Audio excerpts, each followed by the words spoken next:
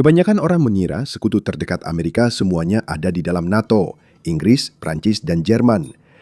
Namun, ketika Washington bersiap untuk berperang dengan Iran selama perang 12 hari pada Juni 2025 dan lagi pada Februari 2026, sesuatu yang tak terduga terjadi. Beberapa sekutu NATO ragu-ragu mencari alasan atau mundur sepenuhnya. Sebaliknya, satu negara segera turun tangan dengan tegas, Israel. Situasi ini memunculkan pertanyaan penting. Bisakah mitra paling andal Amerika berada di luar NATO? Apakah itu benar-benar mungkin? Untuk menjawabnya, kita perlu menelusuri sejarah Iran menjadi musuh utama Amerika di kawasan ini dan siapa pendukung kita selama ini. Untuk memahami perubahan ini, kita harus meninjau kembali poin-poin penting yang membentuk ulang Timur Tengah. Pada tahun 1979, sebuah revolusi melanda Iran, menggulingkan Shah Muhammad Reza Pahlavi, seorang penguasa yang telah lama didukung oleh Amerika Serikat. Sebagai gantinya, muncul pemerintahan Islam baru dipimpin ulama revolusioner yang melihat Amerika sebagai pengaruh asing tak diinginkan. Ini menjadi awal hubungan yang penuh permusuhan. Hubungan itu nyaris runtuh dalam semalam, seiring hubungan kedua pihak terus memburuk. Pada bulan November 1979, mahasiswa revolusioner menyerbu kedutaan Amerika di Teheran. Mereka menyandra 52 diplomat dan staf Amerika.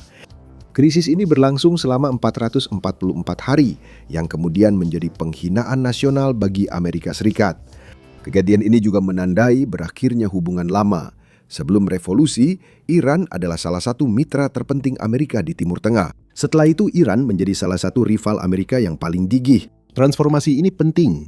Ini penting karena secara mendasar mengubah keseimbangan kekuatan di kawasan dan memicu konflik berkelanjutan. Persaingan ini kini menjadi permusuhan murni, menandai Iran sebagai musuh Amerika Serikat. Hubungan saat ini adalah akibat pertarungan yang telah berlangsung selama 47 tahun sejak revolusi, di mana Iran dan proksinya terus membunuh warga Amerika secara mengkhawatirkan. Itu mulai dari 241 marinir di Beirut hingga pengeboman kedutaan yang menewaskan lebih dari 200 orang. Bahkan, bom rakitan berpeledak terarah mereka di Irak dan Afghanistan telah menewaskan ratusan orang lagi. Beberapa perkiraan menyebut korban tewas lebih dari 1.000 orang dan ribuan lainnya cacat. Loncat ke 7 Oktober 2023, Hamas yang didanai dan dipersenjatai oleh Teheran membunuh setidaknya 41 warga Amerika di antara 1.200 orang yang dibunuh di Israel. Serangan proksi sejak akhir 2023 telah melukai lebih dari 180 personel militer Amerika Serikat dan menewaskan beberapa orang di Yordania dan Suriah. Peristiwa ini mengubah pandangan Washington tentang Iran dan memperkuat posisinya sebagai musuh utama Amerika di kawasan. Mereka adalah salah satu orang paling jahat di bumi. Mereka memenggal kepala bayi. Mereka membelah wanita menjadi dua. Tapi mereka memang melihat peristiwa 7 Oktober. Lihatlah apa yang telah mereka lakukan selama 47 tahun terakhir. Seiring ancaman itu tumbuh, satu negara di wilayah tersebut mengamati dengan cermat, yaitu Israel. Karena kedekatan geografis dan kekhawatiran keamanan langsung, Israel menganggap kebangkitan Iran sebagai ancaman eksistensial. Situasi makin buruk karena pemerintah Iran terang-terangan menyerukan penghancuran Israel dan mendukung kelompok militan di perbatasan Israel seperti Hizbullah di Lebanon. Bagi Israel, ini bukan sekedar masalah geopolitik biasa. Ini adalah ancaman langsung dan segera. Jadi Israel merespons dengan cara khasnya. Mereka bersiap-siap. Selama bertahun-tahun, Israel banyak berinvestasi memperkuat militer dan intelijennya. Angkatan udaranya kini termasuk yang termaju di dunia. Badan intelijen memperluas jaringan ke wilayah musuh, sementara negara tersebut mengembangkan sistem pertahanan rudal canggih. Sistem ini dirancang mencegat serangan sebelum mencapai kota Israel. Komitmen militer membuat Israel jadi salah satu sekutu Amerika yang paling siap. Dominasi Israel tampak pada statistik militer. Dengan sekitar 300 jet tempur, Israel memiliki lebih banyak pesawat tempur garis depan dibanding negara besar anggota NATO manapun. Ya, jumlah ini lebih banyak daripada Inggris, Prancis, atau Jerman. Dan itu terjadi meskipun populasinya sekitar 10 juta dibandingkan dengan negara-negara tersebut yang masing-masing memiliki 55 hingga 80 juta penduduk. Dalam krisis, kemampuan tak hanya soal jumlah, tapi siapa yang mampu menerbangkan jet canggih saat dibutuhkan. Sekutu NATO biasanya menghabiskan 2% PDB untuk pertahanan, namun Israel mengalokasikan hampir 9% ekonominya tiap tahun untuk militer.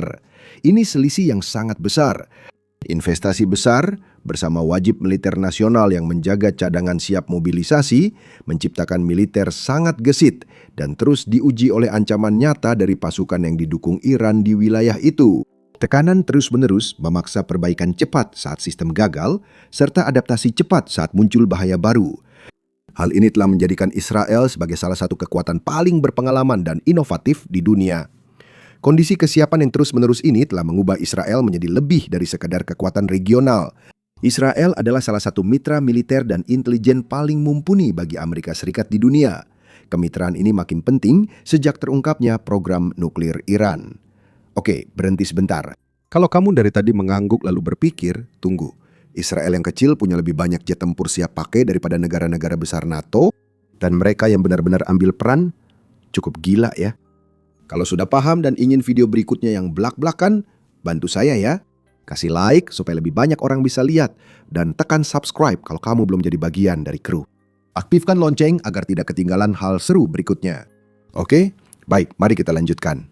Pada awal tahun 2000-an, para inspektur internasional dan badan intelijen menemukan bukti bahwa Iran sedang memperluas fasilitas pengayaan uranium. Pengayaan uranium dapat menghasilkan bahan bakar untuk pembangkit listrik tenaga nuklir, tetapi juga bisa digunakan membuat senjata nuklir.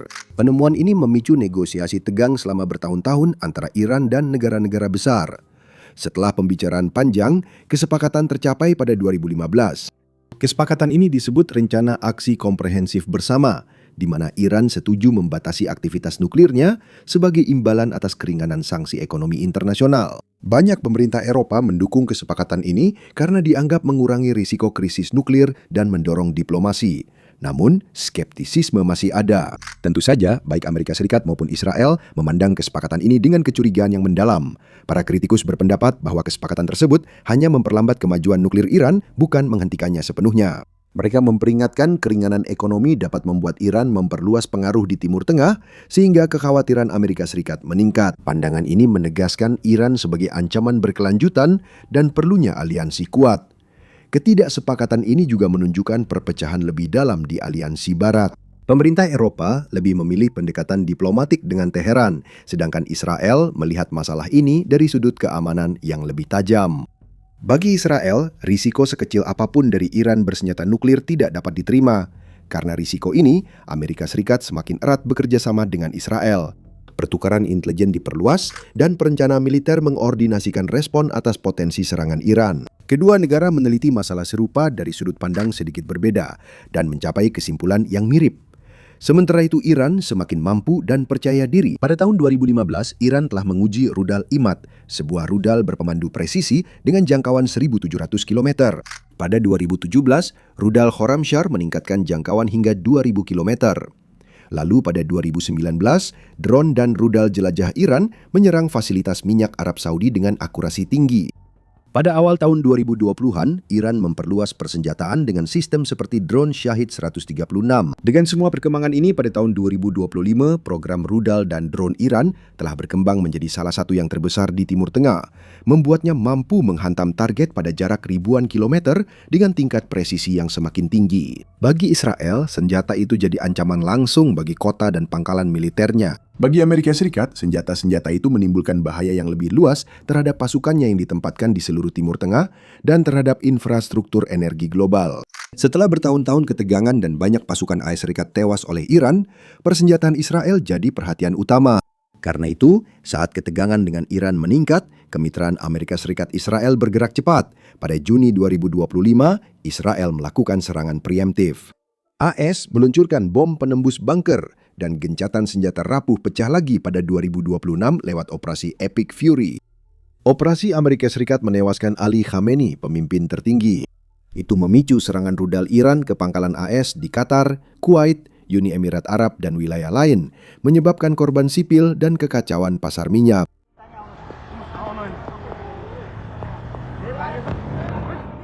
Dengan ketegangan meningkat, saluran intelijen Amerika Israel dibuka. Perencana militer mengordinasikan opsi dan sistem pertahanan bersiap untuk eskalasi. Sementara mitra lain ragu atau lebih memilih solusi diplomatik, ini terlihat saat AS Serikat butuh pangkalan sekutu untuk menyerang Iran. Selama puluhan tahun, Amerika Serikat mengandalkan jaringan pangkalan di Eropa, banyak di negara anggota NATO. Secara teori, pangkalan ini bisa mendukung operasi di luar Eropa. Namun, situasinya lebih rumit. Ketegangan dengan Iran meningkat, beberapa pemerintah Eropa tidak nyaman dengan serangan langsung. Para pemimpin khawatir eskalasi dan pembalasan terhadap kota atau pasokan energi, sehingga beberapa sekutu membatasi penggunaan pangkalan mereka. Beberapa mengizinkan operasi defensif, namun membatasi misi ofensif. Lainnya membatasi jenis pesawat yang boleh beroperasi di wilayahnya. Sekjen NATO Mark Rutte memuji tindakan Amerika Serikat dan Israel yang melemahkan kemampuan nuklir dan rudal Iran. Namun dia menegaskan aliansi itu tidak akan ikut terlibat. Kurangnya keterlibatan kolektif menunjukkan tantangan mengandalkan sekutu tradisional saat menghadapi musuh bersama. Selama puluhan tahun, NATO dikenal sebagai aliansi militer terkuat dengan janji sederhana, serangan pada satu anggota berarti serangan pada semuanya. Namun, seiring meningkatnya perang ASS dengan Iran, janji itu sedang diuji.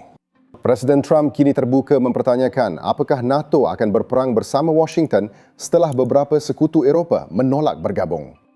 Keraguan tersebut berdampak pada logistik. Spanyol memblokir penggunaan pangkalan utama Dorota dan Moran oleh Airikas untuk serangan ke Iran. Spanyol menegaskan operasi harus sesuai hukum internasional dan mendapat dukungan luas. Prancis membatasi penerbangan di wilayahnya, menambah ribuan mil pada rute misi. Inggris membatasi Diego Garcia untuk peran defensif dan hanya memberi dukungan minimal. Ini bukan konfrontasi terbuka. Hambatan-hambatan terjadi diam-diam, memaksa perencana Amerika mengubah rute, menunda, dan mempertimbangkan ulang. Saat pangkalan andalan Anda menolak, Anda butuh mitra yang langsung berkata ya tanpa ragu. Israel menawarkan akses andal di jantung kawasan, sangat penting bagi upaya Amerika Serikat melawan ancaman Iran. Contoh sejarah ini menunjukkan bagaimana hubungan NATO berjalan saat krisis berlangsung. Selama Perang Falklands pada tahun 1982, Argentina menginvasi wilayah yang dikuasai oleh Inggris di Atlantik Selatan. Awalnya Amerika Serikat berupaya tetap netral di depan publik, sementara Alexander Haig mencoba menengahi penyelesaian diplomatik antara kedua pihak. Namun di balik layar, pemerintahan Ronald Reagan perlahan semakin dekat ke mitra lama NATO.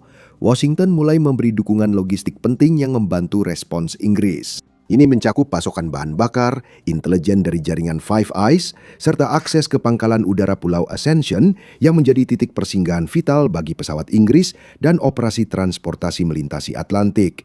AS segera mengirim rudal AIM-9 Sidewinder dan perlengkapan lain untuk mengisi kembali persediaan Inggris selama kampanye itu. Dukungan itu berperan penting dalam keberhasilan Inggris merebut kembali pulau-pulau tersebut, meski berisiko memperburuk hubungan Amerika dengan beberapa negara Amerika Latin. Peristiwa itu menunjukkan bahwa saat sekutu inti mendapat agresi langsung, Washington biasanya memberikan dukungan pertahanan. Kini, menghadapi ancaman proksi dan ambisi nuklir Iran yang jauh dari Eropa, beberapa mitra NATO lebih berhati-hati, mengutamakan diplomasi dan kepentingan dalam negeri daripada tindakan langsung. Tidak seperti banyak pemerintah Eropa, Israel menganggap Iran sebagai ancaman eksistensial langsung. Pemimpin Iran berulang kali menyerukan penghancuran Israel. Mereka mempersenjatai militan di perbatasan Israel. Bagi Israel, konfrontasi ini soal bertahan hidup, bukan sekedar perdebatan geopolitik. Saat pemimpin NATO masih membahas opsi diplomatik, situasi di lapangan berubah lebih cepat. Intelijen Israel mulai berbagi informasi penargetan rinci dengan Amerika. Sistem pertahanan udara terhubung ke jaringan Amerika Serikat, sehingga kedua pihak dapat melihat ancaman yang sama secara real time. Koordinasi cepat ini hasil dari puluhan tahun kerjasama yang membangun kepercayaan antara kedua militer. Israel memiliki status khusus di Washington. Negara ini secara resmi diakui sebagai sekutu utama non-NATO Amerika Serikat. Penunjukan ini memungkinkan kerjasama militer yang luas, meskipun Israel bukan bagian dari aliansi NATO. Selama bertahun-tahun, kemitraan ini menjadi salah satu hubungan pertahanan paling erat di dunia. Kedua negara rutin latihan bersama, berbagi teknologi pertahanan canggih, dan menjaga koordinasi intelijen erat. Contohnya pada sistem pertahanan rudal. Israel mengembangkan sistem Iron Dome untuk menghentikan roket jarak pendek yang ditembakkan dari wilayah terdekat seperti Gaza dan Lebanon Selatan. Roket-roket ini bisa menimbulkan kerusakan besar jika mencapai kota atau area sipil. Karena itu, Iron Dome melacak roket masuk dan menembakkan misil pencegat untuk menghancurkannya di udara. Sejak diterapkan, sistem ini telah menembak jatuh ribuan proyektil dan menyelamatkan banyak nyawa. Lapisan pertahanan lain, David Sling, fokus mencegat misil jarak menengah. Sistem ini fokus pada misil yang jaraknya lebih jauh dan lebih cepat. Insinyur Amerika dan tim Israel bekerja sama saat pengembangan dan kerjasama itu berlanjut. Amerika Serikat mempelajari hasilnya dan menggunakan pelajaran itu untuk memperkuat program pertahanan misilnya. Namun, kemitraan kedua negara ini tak hanya tentang teknologi atau perangkat keras. Berbagi intelijen memainkan peran yang sama pentingnya. Israel memiliki salah satu jaringan intelijen paling canggih di Timur Tengah. Agen-agen mereka melacak organisasi militan, jalur penyelundupan senjata, dan perkembangan politik di seluruh kawasan. Mereka memantau pergerakan di Lebanon, Suriah, Irak, dan lainnya. Karena berada di pusat tantangan keamanan, Israel sering mengumpulkan informasi sebelum jadi berita utama dunia. Anehnya, pihak yang diharapkan Amerika Serikat untuk berbagi intelijen malah tidak kooperatif. Beberapa mitra NATO Amerika kini lebih hati-hati dalam berbagi intelijen. Belanda baru-baru ini mengurangi informasi ke Washington karena khawatir terlalu terlibat dalam konflik atau membocorkan sumber sensitif. Keraguan ini mencerminkan perdebatan di Eropa, di mana banyak pemerintah memilih diplomasi daripada terlibat langsung dalam konflik Timur Tengah. Israel mengambil pendekatan berbeda. Badan intelijen secara rutin memberi AES informasi tentang kelompok militan, jalur penyelundupan, dan dinamika politik di kawasan. Aliran informasi itu terus-menerus dan cepat, dan dalam beberapa kasus membantu mencegah serangan terhadap kepentingan Barat. Kontrasnya jelas, beberapa sekutu NATO menahan diri, sementara Israel makin terlibat. Keandalan itu membuatnya jadi salah satu mitra paling terpercaya Washington, bahkan sering lebih diandalkan daripada negara-negara NATO. Tidak pernah ada presiden seperti Donald J. Trump. Ketegasan dalam mengambil keputusan, kejernihan berpikirnya. Caranya menyelesaikan sesuatu langsung ke inti permasalahan. Dia menyingkirkan semua hal yang tidak penting, langsung ke inti, fokus pada pokok permasalahan, dan langsung pada tindakan utama yang harus diambil. Namun, ini menimbulkan pertanyaan penting.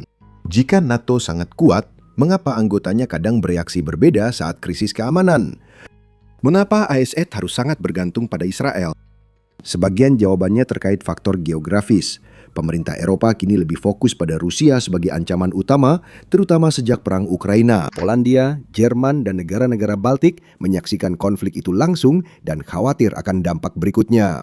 Perencanaan militer, anggaran, dan diplomasi mereka disesuaikan dengan situasi ini. AS dan Israel memandang peta secara berbeda, dengan Iran jadi pusat kekhawatiran keamanan di Timur Tengah. Program misilnya, jaringan milisi proksi, dan ambisi yang jelas membentuk cara Washington dan Yerusalem memandang ancaman di kawasan.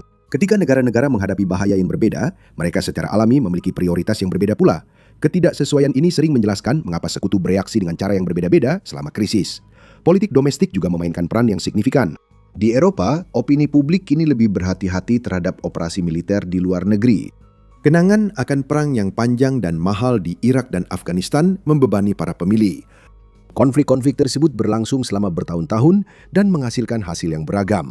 Karena sejarah ini, banyak pemimpin Eropa kini lebih hati-hati saat muncul misi militer baru. Otonomi strategis juga makin populer di Eropa. Beberapa pembuat kebijakan percaya bahwa Eropa sebaiknya tidak terlalu bergantung pada kepemimpinan Amerika. Dengan mengurangi ketergantungan, mereka dapat membangun kemampuan pertahanan yang lebih kuat dan mandiri. Pendukung menilai Eropa harus membela kepentingannya sendiri tanpa tergantung Washington. Namun kritikus menilai ini ironis. Meski Brussels ingin mandiri, militer Eropa tetap sangat bergantung pada Amerika. Ini mencakup logistik, intelijen, dan dukungan udara yang memungkinkan operasi militer yang serius.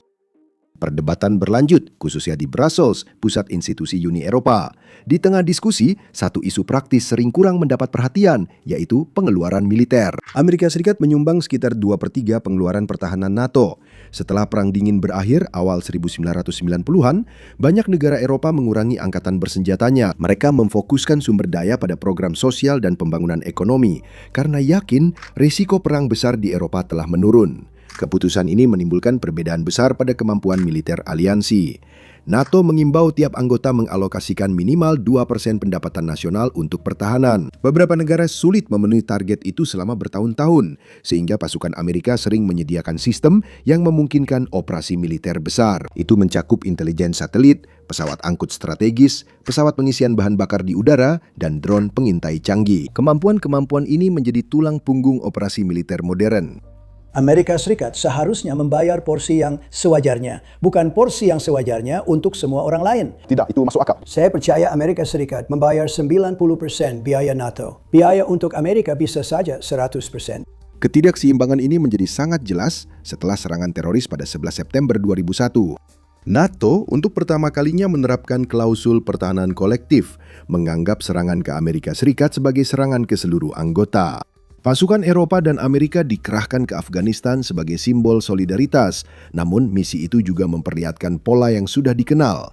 Amerika Serikat tetap memikul porsi terbesar dalam operasi tempur dan dukungan logistik sejak 2001. Dan saat kita membahas soal sekutu, ya Amerika memang memiliki sekutu non-NATO penting lainnya, terutama di Asia. Jepang dan Korea Selatan adalah mitra penting, namun fokus utama tetap pada Tiongkok dan Korea Utara.